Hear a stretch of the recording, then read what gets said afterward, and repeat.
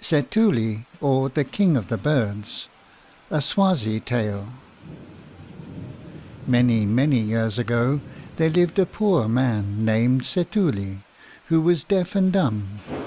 He had never been able to speak or to understand anything but signs from his birth, and was despised by all his brothers and sisters. Although he was the son of a powerful chief, no one so much as looked at him, and he could never hope to win a bride or have a home of his own. He had but one friend, an elder brother, who gave him food and shelter and was always kind to him.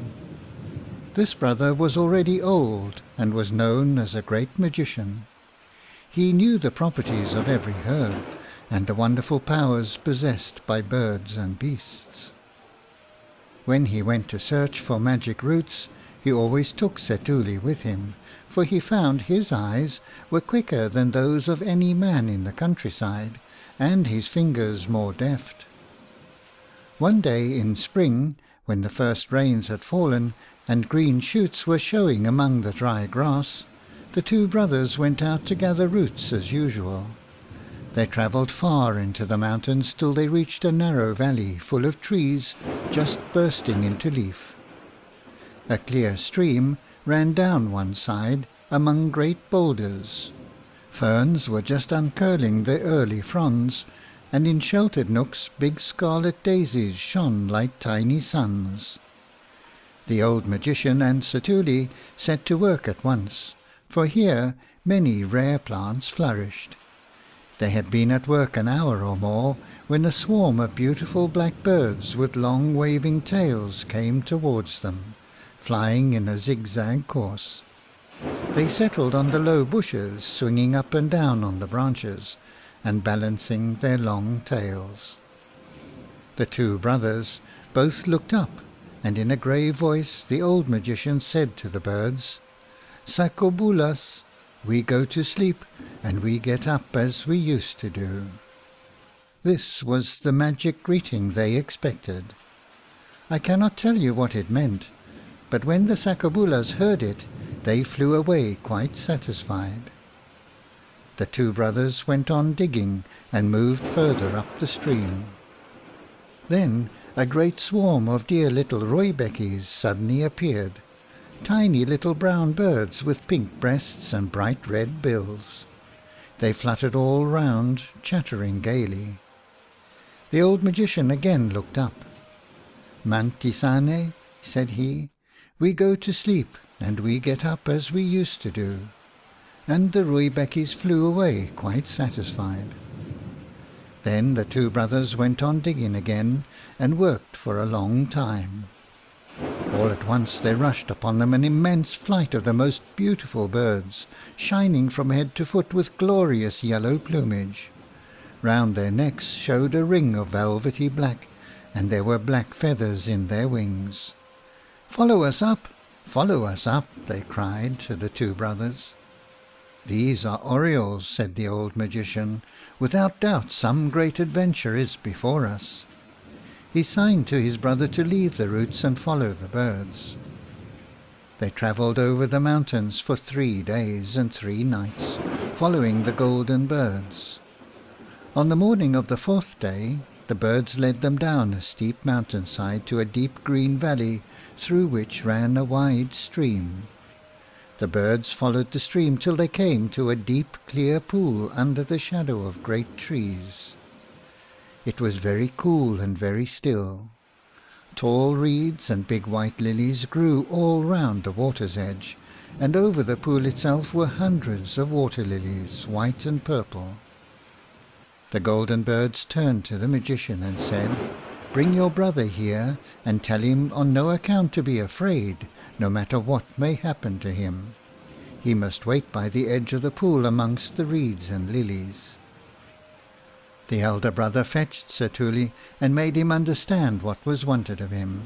Then he went away and left his brother alone, wondering what this new adventure would bring. Now, though Seturi had always been despised and set aside by all his relations, he was in reality both wise and brave. He sat down at the water's edge and remained perfectly still. Suddenly the waters moved, and up rose a huge alligator. It came straight towards him, lashing its great tail and opening its huge jaws. Its teeth glistened in the sun, and as it walked up the bank it snapped at Setuli and blinked its wicked little eyes. But Setuli sat perfectly still and pretended not to notice. The alligator thrust its long nose almost in his face, snapped its jaws once more, and then, seeing he showed no sign of fear, turned tail and slipped into the pool again. Setuli remained sitting, waiting to see what would happen next. For a little while the pool was still. Then the whole of the waters moved, and out came a huge ogre, far more hideous and terrible than the alligator. He was covered with eyes and glared with every one of them at the deaf man. Then he roared fiercely and sprang towards him. But still Setuli did not move so much as an eyelid. The ogre shouted again and then disappeared, like the alligator before him. After that there was no sound or motion for many hours. Setuli sat watching by the pool. Just as he began to think nothing more would happen, the waters moved quietly, and out came a fairy in the shape of an old woman. She stood in the waters up to her waist and gazed at Setuli. On her right hand there perched a beautiful black sakobula, and on her left hand a little rooibekkie, and on her head was a most wonderful aureole, bright as the rising moon. The old woman continued to gaze at Setuli and said 3 times in a loud voice, "Speak." When she uttered the 3rd word, Setuli felt a new power had come to him. He could speak like other people, and he could understand all the fairy said. "Go to your brother," said she, "and show him you are cured. I have known both of you long and have determined to help you. Whatever you want in the future you shall receive. You have only to ask for it." The fairy vanished, and the 3 birds flew away. Setuli soon found his brother, and the old man's astonishment was great when he heard the deaf man speak. Setuli, in his turn, was much surprised to find the 3 swarms of birds again, just as he had left them on his journey out. They flew in 3 separate companies, and at the head of each company was one more beautiful than the others, evidently the leader. Setuli soon saw these were the very birds who had accompanied the fairy. No doubt she had sent them for his use. He thought deeply for a time, and then made new plans. The result you shall soon hear. The 2 brothers journeyed on till they saw a great storm rising. The sky was blue-black, and a noise could be heard like continuous thunder. "That is hail," cried the magician. "We shall be caught here in the open. Nothing can save us from death." "Do not fear," said Setuli. "Wait, and you shall see." He gave a command, and instantly 1,000 huts appeared. His brother gazed in astonishment and delight. Then he said, "What do we want with so many huts? There is no one to shelter but you and me." "I shall want huts for my soldiers and people," said Setuli. Then he turned to the companies of birds and changed them all with one word into warriors. The Sakobulas became his first regiment. They were great tall men clad in leopard skins, holding in their hands assegais and huge shields of ox-hide. But one thing remained of their former state. Each man wore on his head a huge cap of the long tail feathers of the Sakobula. Footnote: assegais, small light spears of which natives usually carry several. An assegai can be thrown as a dart or used like a spear at close quarters. End of footnote. They stood in line, saluted their chief, and marched to their huts. Then came the golden orioles. These were Setuli's bodyguard, and were even finer than the Sakobulas. Their skins were of the silver jackal. Round their knees and arms were bracelets of white ox-tails, and on their heads were long black ostrich plumes. Before them stood the golden oriole, bright as the rising moon, now the general in command next to Setuli himself. Last of all came the rooibekkies. These became the little umfaans, the lads who carry all the baggage of the army and wait on the grown men. Setuli sent them all to their huts just as the first hailstones struck the ground. For an hour no one stirred. The sound of the storm was like continuous roaring thunder. The hailstones were as large as great plums, jagged and sharp as crystals. Every tree was stripped of its leaves, and all birds and beasts who could not find shelter were killed or maimed. When the storm ceased, the hail lay in icy heaps in every hollow, and the air was frosty and cold as in midwinter on the high mountains. A raw mist rose from the valleys, but Setuli felt no cold. His heart was great within him, for now he had proved his powers. He called out his troops once more and reviewed them with joy and pride. "We shall go forth and conquer a great kingdom," he said to his brother. "I shall yet be a rich man." The regiments shouted "Bayeta," the salute which is given only to the chief, and swore to follow wherever Setuli led. Generals were appointed for each division of the army, the 3 leaders being the birds who sat on the fairies' hands. There was no trouble about provisions or shelter, for Setuli had only to ask for food, and there was abundance for all. He now determined to search for a kingdom to conquer. He left the country of mountains and wooded valleys, and went up to the great tableland to search for new people to overcome. He travelled with his army for a year, but never saw so much as one little hut. The land was empty. On every side was waving grass, extending as far as the eye could reach. But no path appeared, nor any tree. Great herds of buck sometimes came towards them, and then followed fine hunting. But no man or woman could they find, though they travelled for many months. At last they turned back towards the low country, and at the end of a year they came to a range of mountains overlooking an immense plain. Below they saw great cities surrounded by fields full of mealies. Thousands of cattle roamed on the hills. They had but to descend and seize all they wanted. Footnote: mealies, the name generally used in South Africa for Indian corn or maize. End of footnote. Setuli bade his men camp in a great valley which could not be seen from the plain. Then he sent spies to find out how strong the cities were and how big was the king's army. But first his brother, the magician, gave them a wonderful potion which made them invisible, so that no one should suspect them. In the evening they returned in great fear. "The people," cried they, "are all deaf and dumb. They have but one arm and walk on one leg only. Not only that, but as soon as we approached them, we found we were becoming deaf and dumb also, so we ran back as quickly as possible." This troubled Setuli very much. "Don't go near these people," he said. "Let us get right away from the towns and go hunting in the mountains." Now Setuli was very wise, and had besides the advice of his brother, the great magician. He had determined to take possession of all the inhabitants of this country and drive away all their cattle, but he felt sure some powerful monster ruled over them, who would first have to be discovered and destroyed.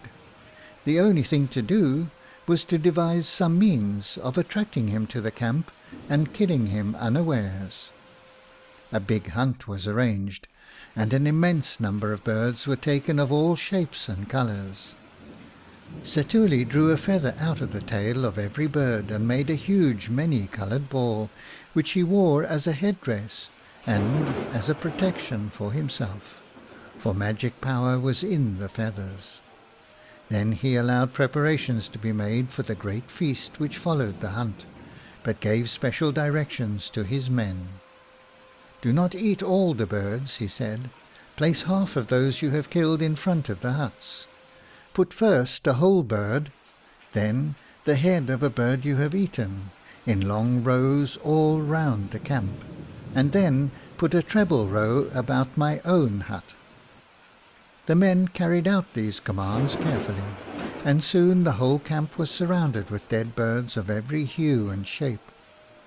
When all the feasting was over and the camp quite still, Setuli crept out of his hut and hid behind the screen which sheltered the entrance. It was full moon, and the country shone like silver.